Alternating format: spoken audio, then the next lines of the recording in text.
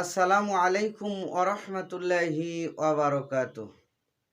দূরের ও কাছের যে যেখান থেকে শুনছেন সবাইকে আন্তরিক সালাম এবং মোবারকবাদ। প্রিয় মুসলমান ভাইরা, মাহে রমজান মাস চলছে। আজ রমজান মাসের 17 তারিখ। এই 17 তারিখ সংগঠিত হয়েছিল ইসলামের প্রথম যুদ্ধ, বদরের যুদ্ধ। দ্বিতীয় হিজরি রমজান মাসের 17 তারিখে বদরের যুদ্ধ অনুষ্ঠিত হয়। ওই বদরের যুদ্ধে মুসলমানদের সংখ্যা ছিল মাত্র 313 জন, আর কুরাইশদের সংখ্যা ছিল 1000। 1000 সৈন্যের বিরুদ্ধে 313 জন সৈন্য নিয়ে আমাদের পেয়ারা নবী মুহাম্মদ রাসূলুল্লাহ সাল্লাল্লাহু আলাইহি ওয়াসাল্লাম বদর প্রান্তরে উপস্থিত হন। বদরের প্রান্তরে যখন যুদ্ধ শুরু হলো, প্রথমে মল্লযুদ্ধ হলো, এরপরে অস্ত্রযুদ্ধ হলো। সেই যুদ্ধে মুসলমানদের মহা বিজয় হয়েছিল, যারই কারণে আজ ইসলামের পতাকা উজ্জ্বল হয়ে বাতাসে ওড়ে। সম্মানিত ভাইরা, সেদিনে যদি বদরের যুদ্ধে মুসলমানেরা পরাজিত হতো, তাহলে হয়তো আমরা এই ইসলাম এত সুন্দরভাবে পেতাম না। বদরের যুদ্ধ ইসলামের ইতিহাস এবং মুসলমানদের জীবনে একটি বড় পাওয়া। যেই যুদ্ধের কারণে কুরাইশেরা স্তম্ভিত হয়েছিল, যে মাত্র 313 জন সৈন্যের কাছে 1000 সৈন্য নিয়েও কুরাইশেরা পরাস্ত হয়েছিল। এই বদর যুদ্ধ সংগঠিত হওয়ার কয়েকটি কারণ রয়েছে। তার মধ্যে প্রথম কারণ হলো রাসূলুল্লাহ সাল্লাল্লাহু আলাইহি ওয়াসাল্লাম তার 53 বছর বয়সে মক্কা থেকে মদিনায় হিজরত করেন। মক্কার মানুষদের অত্যাচার, নির্যাতন, নিপীড়ন সহ্য করতে যখন পারছিলেন না, কঠোরভাবে প্রতিহত করার চেষ্টা করেও যখন তিনি খুব কষ্ট পাচ্ছিলেন, আল্লাহ পাক রসুলকে নির্দেশ দিলেন মক্কা থেকে মদিনায় হিজরত করার জন্য।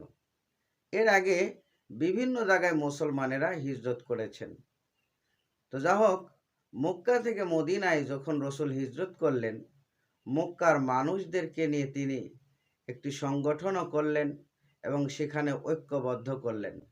সকল ধর্মের মানুষদেরকে নিয়ে তিনি ঐক্যবদ্ধ করে মদিনাকে তিনি আলাদা রাষ্ট্র হিসেবে তৈরি করলেন।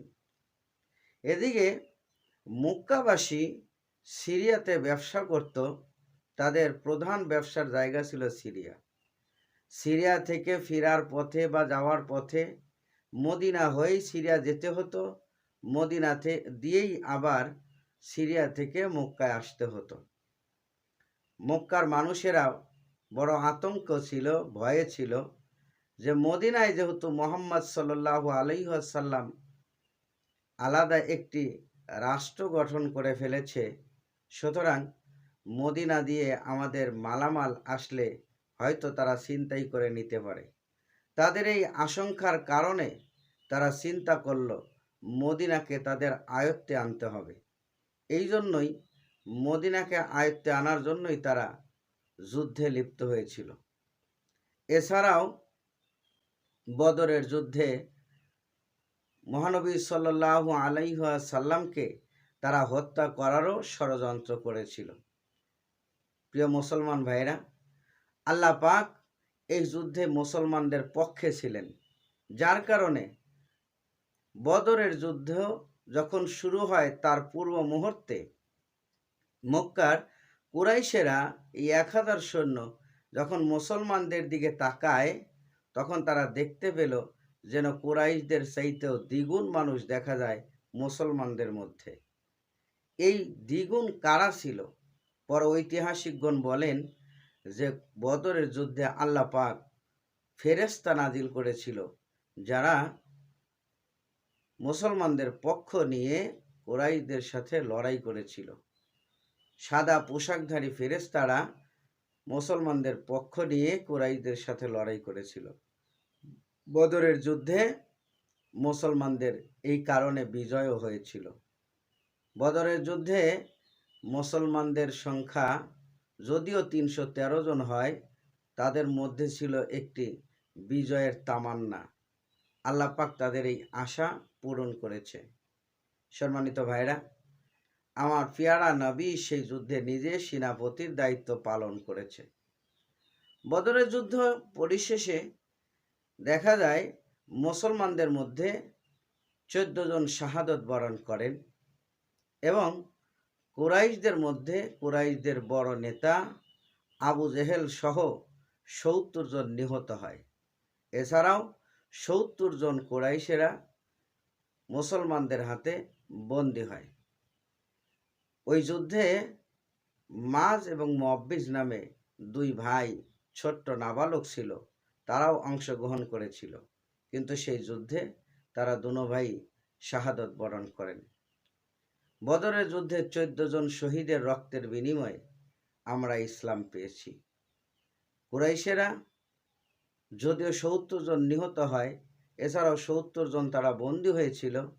এই বন্দীরা বিভিন্ন কারণে আল্লাহ রসুল তাদেরকে উন্মুক্ত করে দিয়েছিল যে তোমরা ইচ্ছা করলে মুসলমানও হতে পারো, আবার মুক্তিপণ দিয়ে তোমরা চলেও যেতে পারো। তাই কেউ কেউ মুসলমান হয়েছিল, আর কেউ কেউ মুক্তিপণ দিয়ে মদিনা থেকে মক্কায় গিয়েছিল। সম্মানিত ভাইয়েরা, বদরের যুদ্ধ সংগঠিত হয়েছিল রমজান মাসের 17 তারিখে, দ্বিতীয় হিজরিতে। আমরা ওই বদরের শহীদদের জন্য দোয়া করব, আল্লাহ পাক যেন বদরে যারা শাহাদত বরণ করেছেন তাদেরকে জান্নাতের উচ্চ মাকাম দান করে দেন।